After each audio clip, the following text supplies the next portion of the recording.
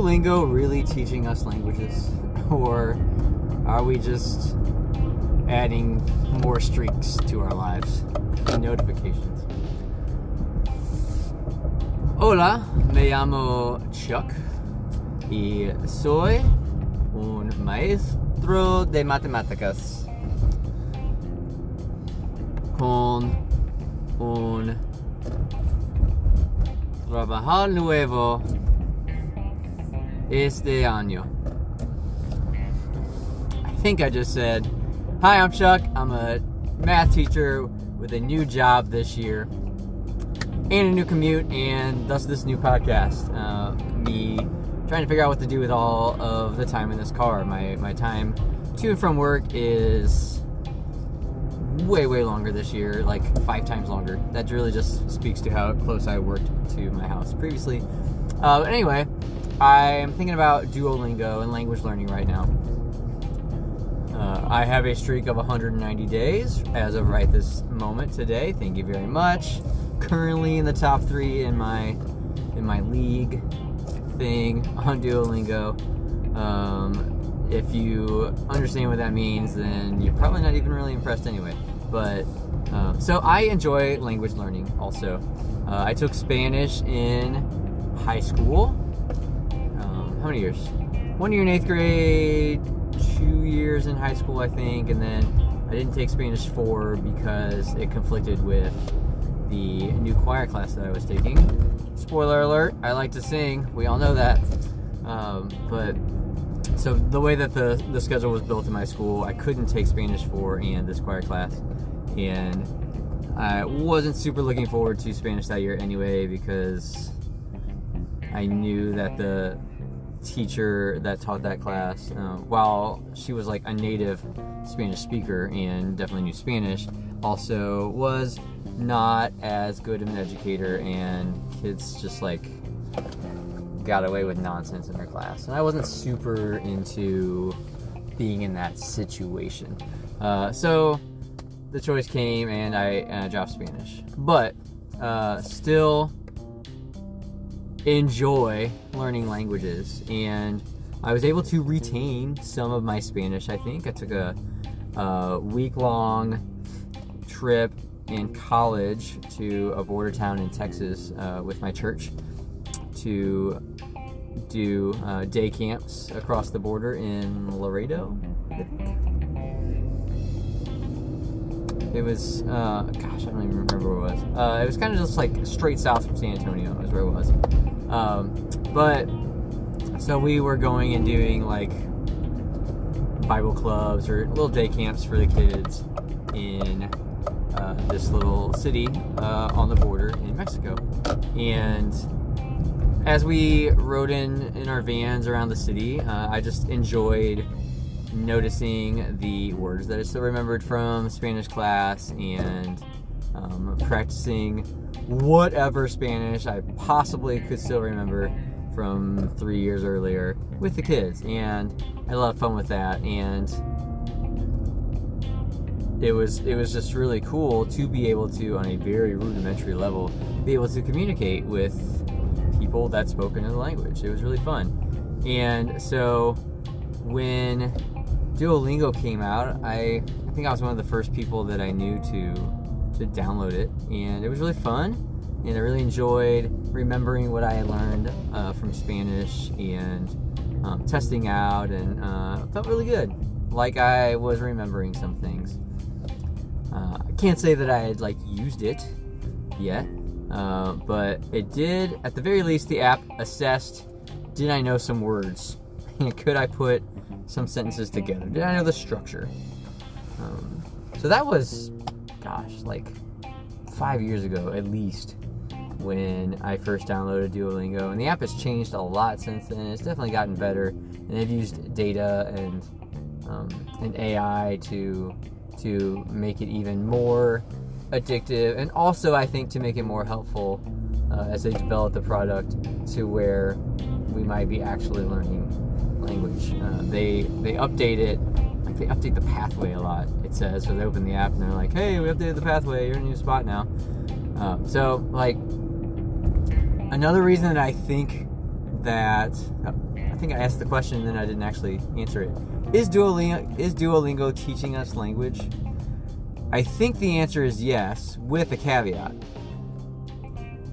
It's teaching us language if we are doing it the way that it suggests. Like, one thing that Duolingo suggests is after you finish a lesson to like write down everything that, like all the new words that you learned or the little grammar rules that you encountered in that lesson and you practiced. There are lots of opportunities to speak the language and speak the words that you were just supposed to translate that you can still get the little question right if you don't speak those things, but you're not actually practicing the language acquisition and practicing the speaking if you're not doing that part. So I'd say yes, Duolingo is teaching the world language if users are going through it in the way that they suggest. In the same way that in the classroom, AI can be used as a learning tool, it can also be used as a cheating tool and you learn nothing. Apps like Photomath or web, there's a myriad of websites that give solutions and purport themselves as learning apps that if you use them in the way that they say that they are to be used, then you get help on your homework, you get unstuck, you see the steps that were taken, and you see the way that a fluent algebra student, geometry student, whoever, you see that the way that they would do the steps. So you can learn that, you can use that as a learning tool. But if you're not using it in the way that they suggest, then you're not learning anything. And so I think there's lots of self-paced learning tools that are like that. If you do it the way you're supposed to, you're going to learn. If you don't, then you're just checking boxes. So I think Duolingo serves that role. And the reason why I know that it's true is a amazing story that I can tell my wife. She recently, RIP, lost a streak of like 700. She had like more than 2 years consecutive with some streak freezes, you know, real people. But her streak was more than 2 years. It was astounding. I was so impressed. So many times in my life, things that my wife does, Mrs. C. Baker for math, just impress me, inspire me, propel me to do better. She's just an incredible person. But so summer of 2022, she had the opportunity to serve in a preschool or a kindergarten class in the Vacation Bible School at our church, as she has done before. Like, this is a situation that she's super comfortable in. She's on staff now for several hours a week, actually, at our church. So she's using her gifting. She's incredible. And out of nowhere, this 5-year-old Spanish native speaker shows up in her group on the first or second day.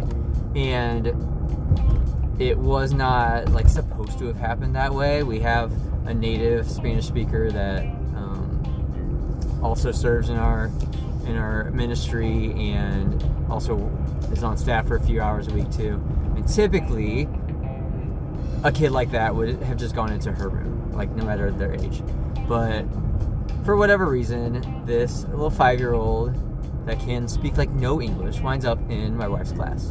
And she's like, what do I do?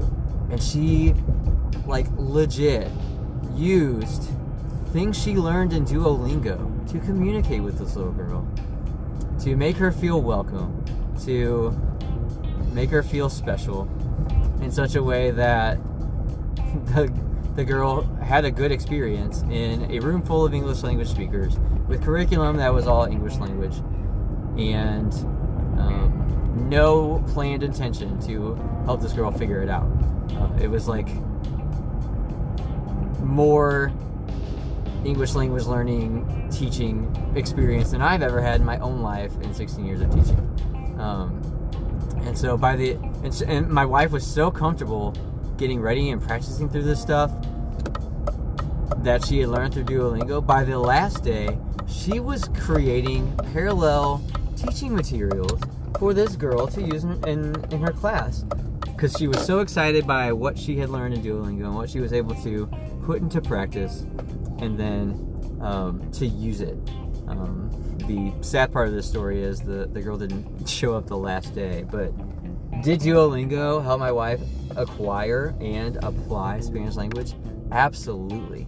And I feel the same way often, just as I hear things that kids say in Spanish class, as I go around town and look at billboards that are in Spanish. Like, I know that the things that I'm learning in Duolingo on Spanish, on my French, I started German this past week also. Like, I know they are teaching me things. Is it always the most useful? Right now in German, I'm learning bread, wine, beer, water, please, and thank you, like those kind of things. I guess if I were to go to Germany right now and want to eat, that would be really helpful.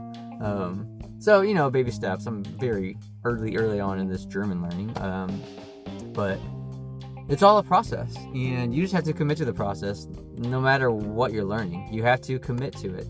And you can surface level try to do something and it won't be meaningful, or you can be curious and get into it and it will work. And so I think, yes, Duolingo is teaching languages, and I think if you don't have a Duolingo account, you should try that now too, because learning languages definitely stretches your brain, makes you feel smarter, which I think is cool. And it might, like my wife had experience, it might just open you up to a new experience 1 year down the road that without learning that language, you would not have been prepared for. And one thing that's a principle in our family is being ready to serve, being ready to be available for others. And Duolingo helped my wife to do that. And I keep hanging on for the time it's going to help me to do that too. So that's all for this drive. I'm parked. Rules of the podcast say that we are done. Please let me know what you think about Duolingo. Send me a Spotify message here, voice message. If you're listening on Spotify, hit me on the X at Chuck C. Baker, or as always on Instagram at Mr. C. Baker for math or Drive Time Diary or in real life. I'll see you next drive. Stay safe.